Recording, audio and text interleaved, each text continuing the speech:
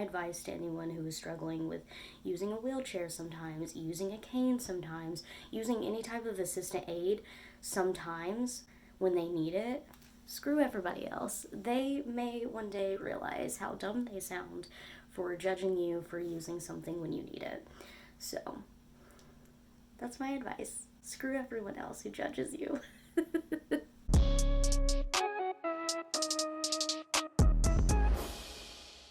Hey guys, welcome back to my channel, and welcome to my channel if you've never been here. I'm Melissa Markell, and today I have a story time for you about the first time I used my blind cane. I like how I did my makeup pretty well, and then I'm just wearing like a Lion King t-shirt, no bra. The first time I used my blind cane was my junior year of college, so I was like 22? I think I was 22, and I should have used it way before I actually did, but your girl wasn't accepting going blind, and hindsight's 2020, even though my vision's not. The first time I used my cane though, I was panicking so hard. My vision was worse than I had let people know, and so I had just faked it. The fake it till you make it saying, it works until you fall down some stairs. So that was one of my main concerns, was like falling downstairs. I was also making an idiot of myself because people didn't know I was blind. So I was like running into people because I couldn't see people on this side because my right side's my bad eye. So I couldn't see anything. So I would turn around and someone's like right there and I'd just be like,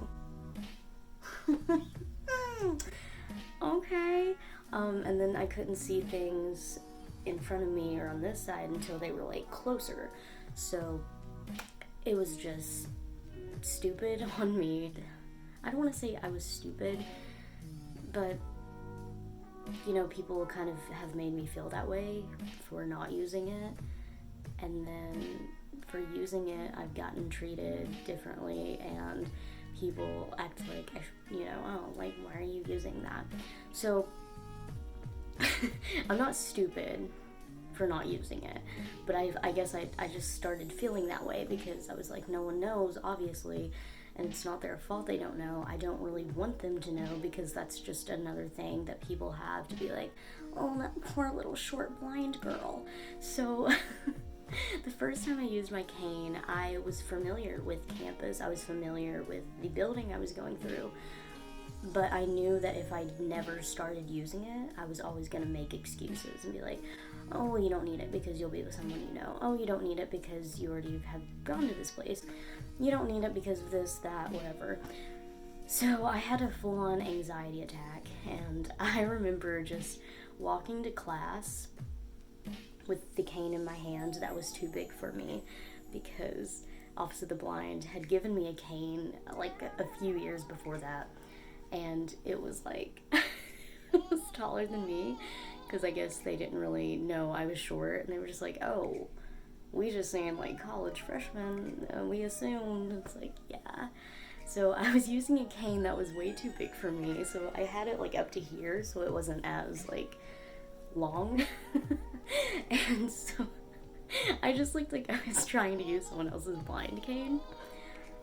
But anyway, I just remember focusing on breathing. Like, I could not breathe, and I struggle with asthma and other complications, but that was a full-on anxiety. So I get to class, and I have that class with one of my friends, and I just remember sitting down.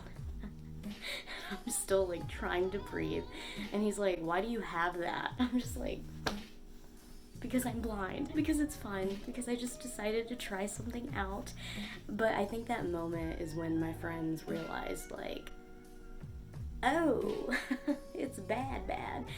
And a lot of people, I believe, maybe thought that my vision just like got worse, but it was just bad for so long, and I just didn't want people to know how bad. And even the professors I had, like, some of them were just like, I didn't realize. And I'm like, I honestly didn't want you to realize, because I was never a person that wanted pity, or I was never a person that wanted my work to be judged on, like, well, she did this, but also she's blind, so let's cut her some slack. Like, I never wanted that. My blindness, I never wanted to define me. And it felt like once I started using my cane is when it was going to, which I know it's just not true. It's all in my head, and who cares about what other people look at me and think.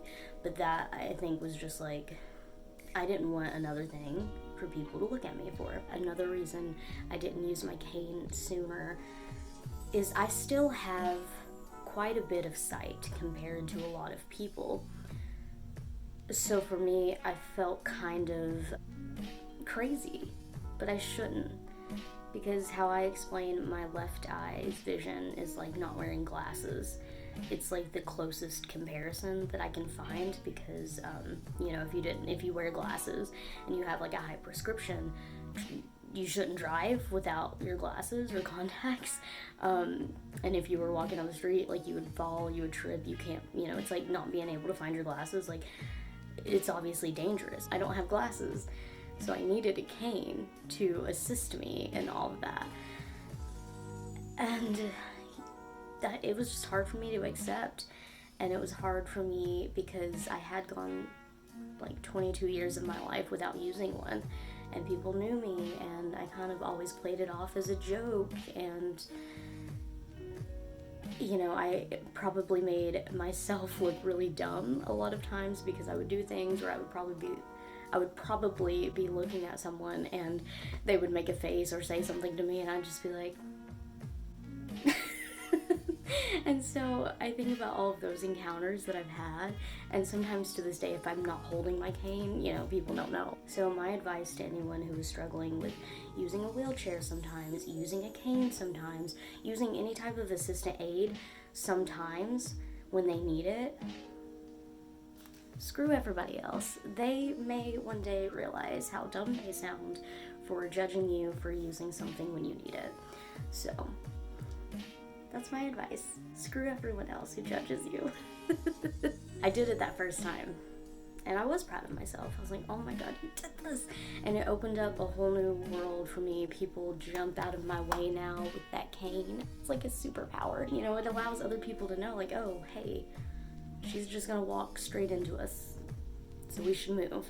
And being a short girl, people just walk straight into you a lot of times, assuming you will move, and joke's on them, because I was blind for years, and I'd just be like, my bad. So I contacted Office of the Blind, which is like an assistant program to help you when you are legally blind. I was like, hey, I need a new cane because this one's like way too big. So I was like, is there any way I could get a cane to fit my size? And I told them how tall I was, and the lady showed up with the wrong size. It was taller than me, and she's like, I wasn't aware you were this tiny. And I was like, that's why I called you guys, but okay.